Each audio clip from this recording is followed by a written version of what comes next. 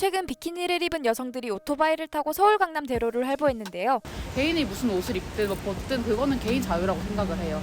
그렇게까지 입으면서 할 이유가 있는지는 약간 화제성이 되고 싶지 않았나? 최근 들어 도심 한복판에서 신체를 과다하게 노출하는 사건이 심심찮게 발생하고 있는데요. 이번에 비키니를 입고 강남대로를 활보한 이들은 잡지 홍보 목적으로 오토바이를 탔다고 진술했습니다. 이번 사건을 계기로 공공장소에서 신체 노출에 대한 형사처벌 문제가 도마에 올랐는데요. 어느 정도를 과다 노출로 봐야 할지와 사회적 인식이 변화하는 상황에서 처벌 여부를 따지기 어렵다는 거죠. 실제 강남 비키니 라이딩 당사자인 유튜버 하늘은은 개인 SNS에서 입는 건 자유라고 밝히기도 했죠. 현행법은 경범죄 처벌법상 과다 노출죄와 형법상 공연음란죄로 공공장소에서의 과다 노출을 처벌하고 있는데요. 10만 원 이하 벌금을 부과하는 과다 노출죄와 달리 공연음란죄는 500만 원 이하의 벌금형이나 최대 1년의 징역형에 처해질 수 있습니다. 공연음란죄는 타인 앞에서 성기 등의 부위를 노출하는 이른바 바바리맨의 행위가 대표적이죠. 그렇다면 과다 노출의 기준은 무엇일까요? 대법원은 공개된 장소에서 공공연하게 성기나 엉덩이 등 신체의 주요한 부위를 노출하여 다른 사람에게 부끄러운 느낌이나 불쾌감을 준 것으로 규정하고 있습니다.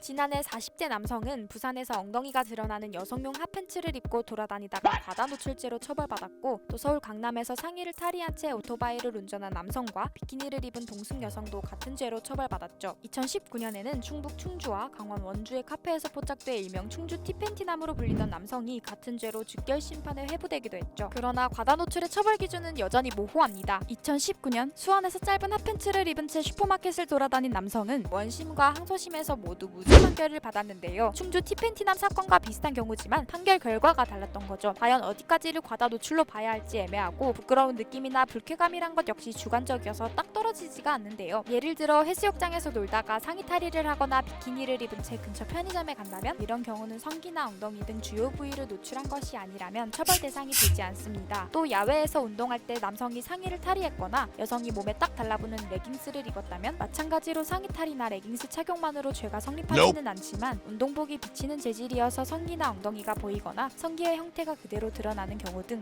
이례적인 경우에는 결론이 달라질 수도 있습니다. 성적 수치심 같은 것들이 어느 정도이냐에 관해서는 판사의 주관적인 판단이 개입될 수는 있겠지만, 지금까지 구체적인 사안별로 판례들이 상당히 축적되어 있어서 만일 재판까지 가게 된다면 형평에 어긋나는 불합리한 결과가 초래되는 일이 현실적으로는 많지는 않을 것 같습니다. 시대가 흐르면서 과다 노출의 기준도 달라졌는데요. 과거에는 짧은 미니스커트나 속이 훤히 들여다 보이는 시스루, 배꼽이 보이는 크롭티가 처벌 대상에 포함됐지만 지금은 이런 차림으로 처벌이 되지 않는 것처럼 말이죠. 그렇다면 시민들은 어느 정도까지 노출이 허용될 수 있다고 생각할까요?